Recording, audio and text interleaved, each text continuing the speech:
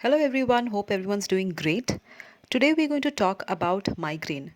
Now, most of us might have faced episodes of headache in our life, and often we term it as migraine. So, it's very important to differentiate various causes of headache to that of migraine before we term our headache as migraine. So, if you're facing with chronic episodes of headache, you have to get a consultation from a medical professional and have to rule out the other causes of headache. So, what exactly is migraine? So, there are various types of headache, common one being the sinus related headache, cluster headache, as well as tension headache. Now, when we say a sinus headache, it's normally the pain that is felt behind your brow bone or the cheekbones, normally the area where the sinuses are located. Then comes the cluster headache, where the pain is felt in as well as around your one eye. Also, the headache that is associated with the stress or the tension you take, that is a tension type of headache, where you feel a band like squeezing, a pain in your head. That is, a pain is normally like a band squeezing the head.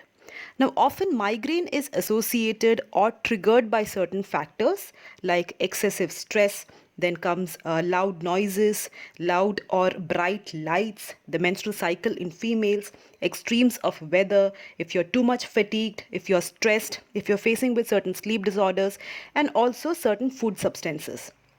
Migraine headache is usually unilateral and the attack lasts for around 4 to 48 hours. Now, migraine is often preceded with certain symptoms, certain visual as well as neurological symptoms that we call as an aura. So, a migraine with these preceded symptoms, that is, these preceded aura, is commonly called as a classical migraine, and the other type of migraine, which do not have any associated symptoms, any associated aura, is commonly called as the common migraine. There are various theories associated with migraines.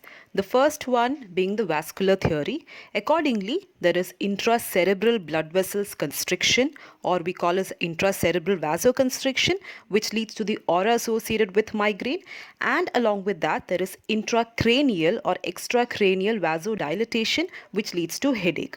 Also accepted is a neurogenic theory, that is, in the presence of certain trigger agents, certain trigger factors, it leads to neurogenic inflammation and this subsequently causes the release of mediators and the symptoms of migraine.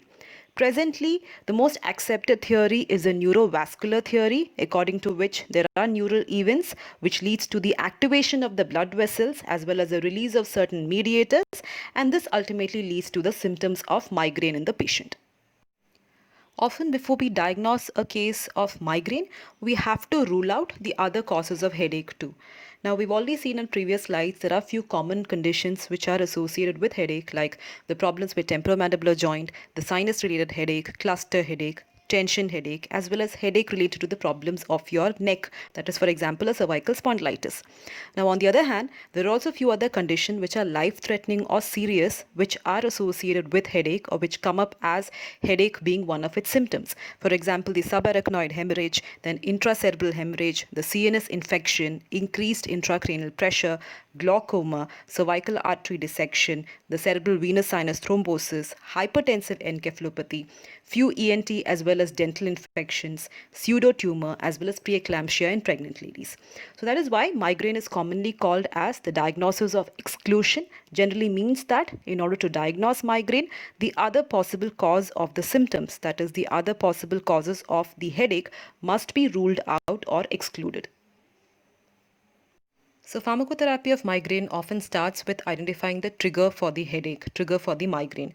So, once the trigger has been identified, we need to control the trigger. Along with that, practice good sleep habits, lose excess weight, exercise daily, practice yoga as well as other relaxation techniques like meditations.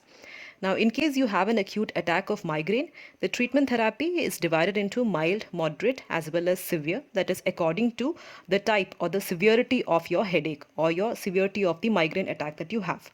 So for migraine, it's a simple analgesic like a paracetamol or an NSAID, that is a non-steroidal anti-inflammatory drugs like an ibuprofen, or even a combination of both of these that is prescribed along with an antiemetic. Now, often a patient with migraine has gastric stasis, that is delay in gastric emptying, hence associated with nausea as well as vomiting. So antiemetic is given with these medication. In case of a patient having a moderate attack of migraine, NSAIDs are given in combination. Along with that, or we give specific molecules that is meant for migraine, that is a triptans as well as ergot alkaloids and antiemetic. Now, in case a patient is having a severe attack of migraine, it's either a triptan or an ergot alkaloid, along with that antiemetic and another prophylactic medication in order to prevent further episodes or further attacks of migraine. Now, basically, how a triptan acts is by acting on 5-HT receptors and causing constriction of dilated cranial blood vessels. Along with that, it reduces the 5-HT release and suppresses the neurogenic inflammation. Whereas in case of ergot, it acts by constricting the dilated cranial blood vessels and also reduces the neurogenic inflammation.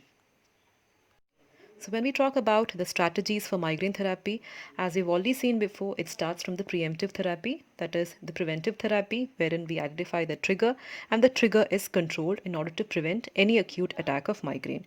Then comes the treating the acute attack of migraine with several medication where the pain as well as other symptoms associated with migraine is controlled.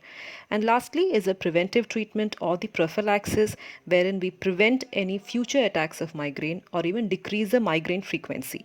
And the various molecules that are given as prophylaxis includes beta blockers like propranolol, timolol, even those of beta 1 selective molecules like metoprolol.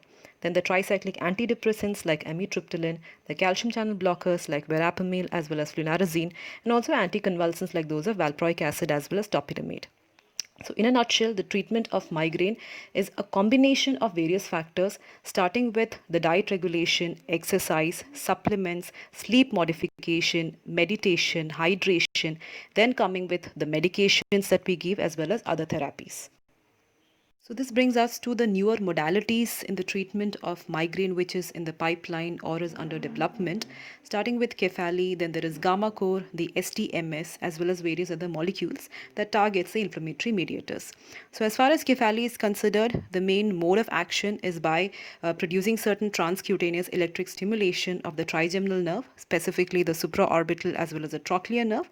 And by doing so, that is by the transcutaneous electric stimulation of trigeminal nerve, the pain intensity as well as the stimulus is reduced. Now the second one is a gamma core wherein the vagal nerve is stimulated, and by stimulating the vagal nerve, the pain impulses associated with migraine is reduced.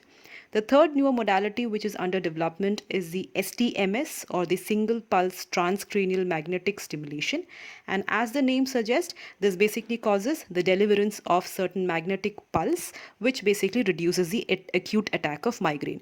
But again, these are under development in the pipeline, and their relevance in treating a patient with migraine has to be seen in the future.